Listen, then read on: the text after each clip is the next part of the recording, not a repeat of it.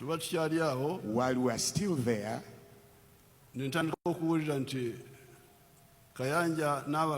I heard that Pastor Kayanja and others are creating wealth. I said, oh. Pastor Kayanja and the group are moving in the very group of Jesus, in the movement of Jesus. I said, but why? I remember in the Bible, when they came and told Jesus that some people are pretending to cast out demons, like you. Should we stop them? Jesus said, no. Don't stop them. If they are not against us, they are with us.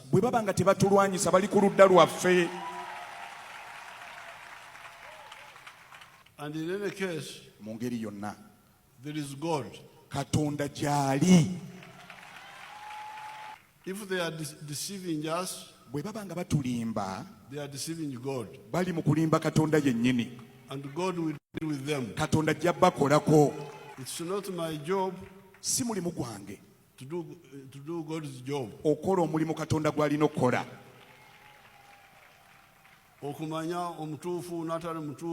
To know who is false and who is not false. I cannot handle those issues.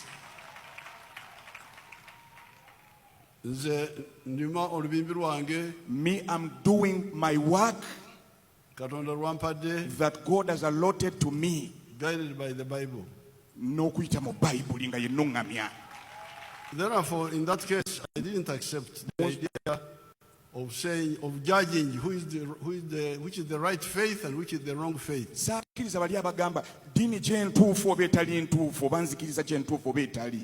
The only minimum point was that they don't break the law. And the rest is for God to know who is right and who is wrong. So that's how we refuse to involve ourselves in fighting you.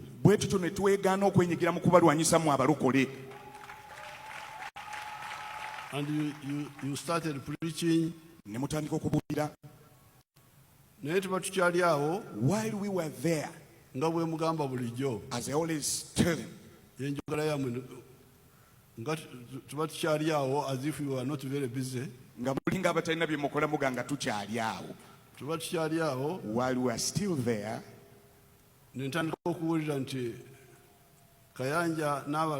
I heard that Pastor Kayanja and others are creating wealth.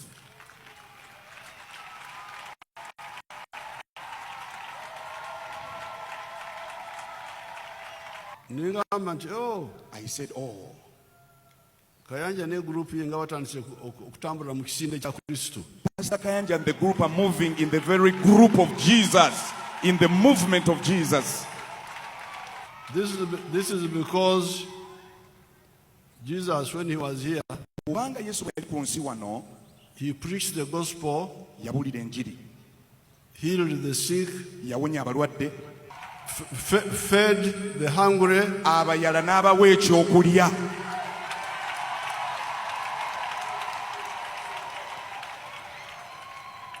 and he himself worked in the carpentry of Joseph.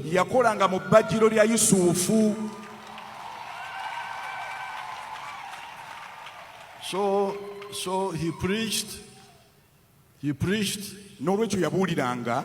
healed the sick, fed the hungry, but also worked. This United States which you hear about in the United States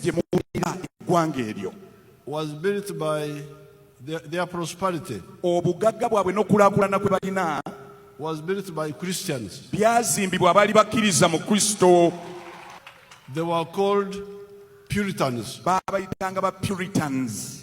They landed in America in 1623 baatuuka mu Amerika mu 1623 in a ship called some Mayfair. ku mmeeri yali eyitibwa erinnya eryo. Now the homosexuality that is in the US now, those people are just doing things that they don't know where they came from. They're enjoying what they don't know. They're harvesting where they did not sow. Bali mukungulira we bataasigira. So the Christians Abakristaayo and other religious people ne bannaddiini abalala are the ones who can build countries. be basobola okuzimba amawanga.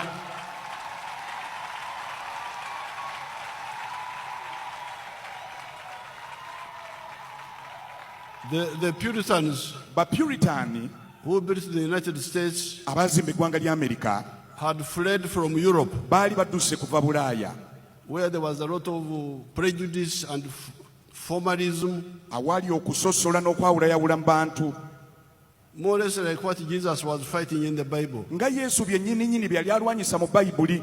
The hypocrisy of the Pharisees. Abafalisaayo obunnanfuusi bwabwe.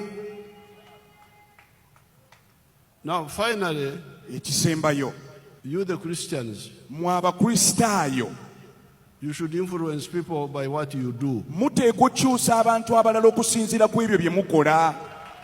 Kukyusa abantu from what you do yourselves. Okuva mu bye mukola musobole okukyusa abalala. Now, because it says Kuba kigamba in the Bible, mu Bayibuli, let your light so shine before men, leka ekitangala kyammwe kyake nnyo mu maaso g'abantu, that they see your good deeds balabe ebikolwa byammwe ebirungi, and praise your Father in heaven. batendereze kitammwe ali mu ggulu.